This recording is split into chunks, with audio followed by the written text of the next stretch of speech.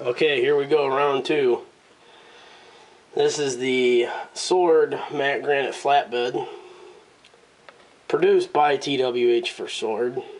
The owner of Sword is an excellent guy and really cares about quality.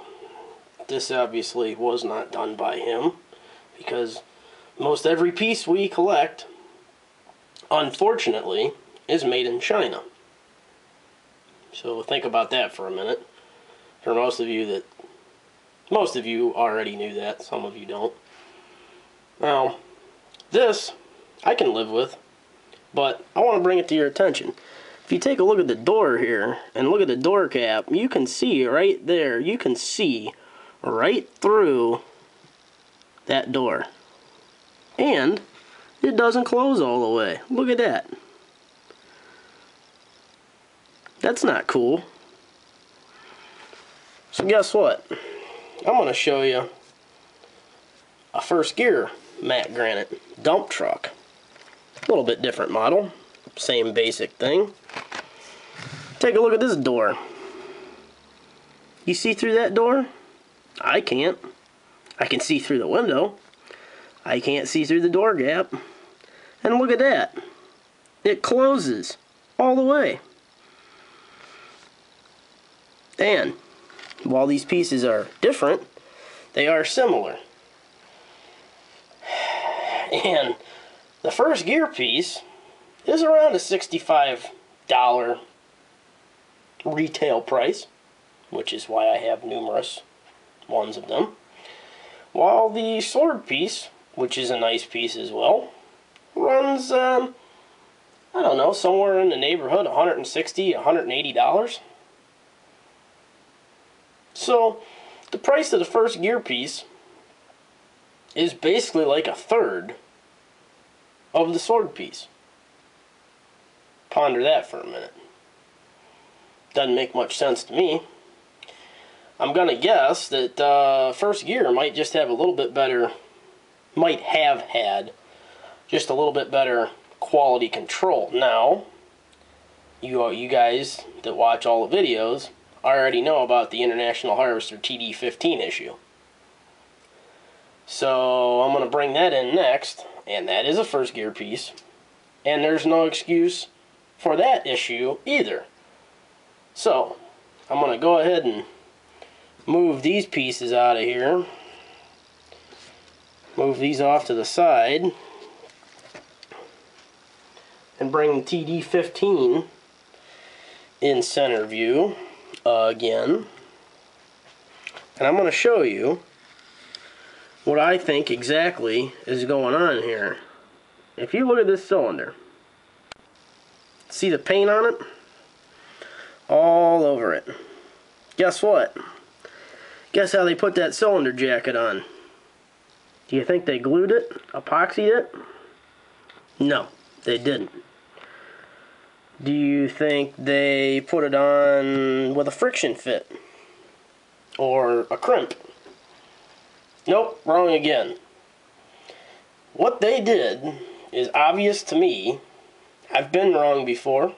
I'll be wrong again.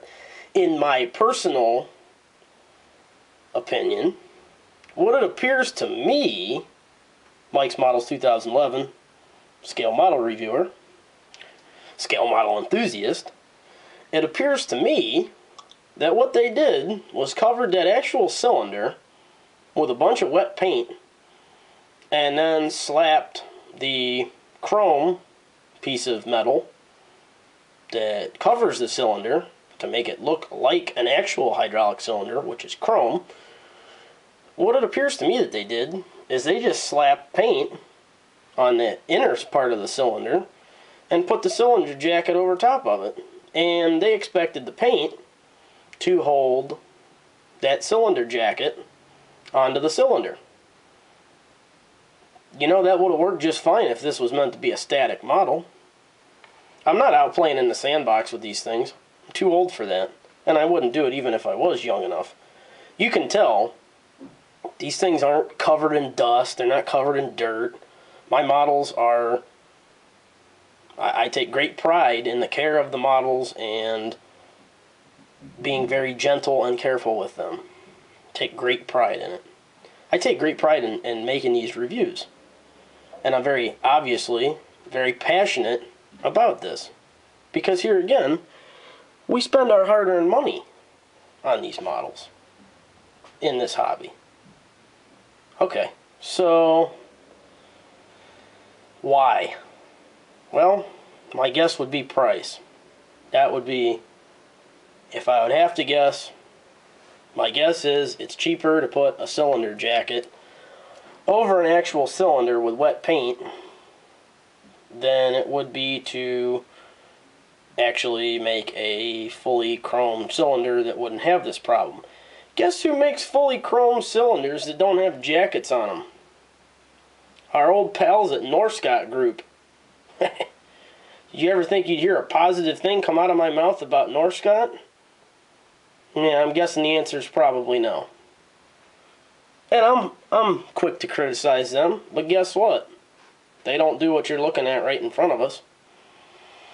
So I give them props for that. Now, I emailed First Gear several days ago about this. Sent them a link to the review video. Don't have any idea if they watched it or not. But today I got an email from a spokesperson who's actually labeled an administrative assistant at First Gear, whose name will not appear anywhere.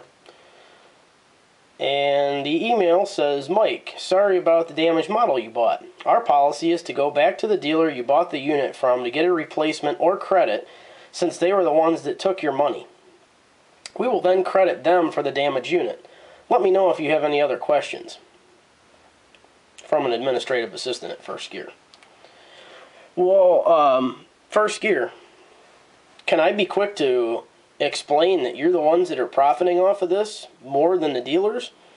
Most of these dealers are little guys out here just trying to make a couple of bucks on every model. So I don't think your dealers would really appreciate hearing that. Now, I'm sure most, if not all, of your dealers know that policy.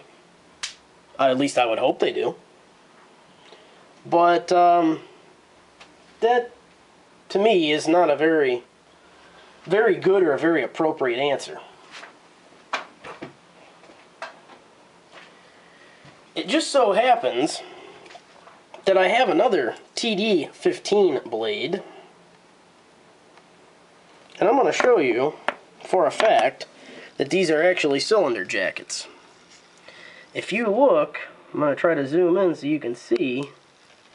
If you look, you can see there's a cylinder inside of the jacket. You can see it real well there. And I'm sure these were put on with wet paint too. Not good. Not good at all. Ladies and gentlemen, you need to know what you're buying with your hard-earned money. And that's the purpose of this video and a previous video pertaining to the TWH Seagrave Tiller unit. I hope you've enjoyed these videos. Maybe you have, maybe you haven't. Again, I would really appreciate it, some video responses. And, you know, if you don't feel like doing that, at least make some comments. I think, at the very least, I'm trying to show that I am impartial here and that there can be flaws with any and every model manufacturer, even the ones that I personally held in higher esteem. So just think about that. Keep it in your mind on the next time you decide to buy a model. And if you have any questions or comments, by all means, hit up the Facebook page, MikesModels2011, or send me a personal message, or better yet, comment or make a video response. Thanks for watching. I hope you've learned something or been enlightened somewhat by these videos.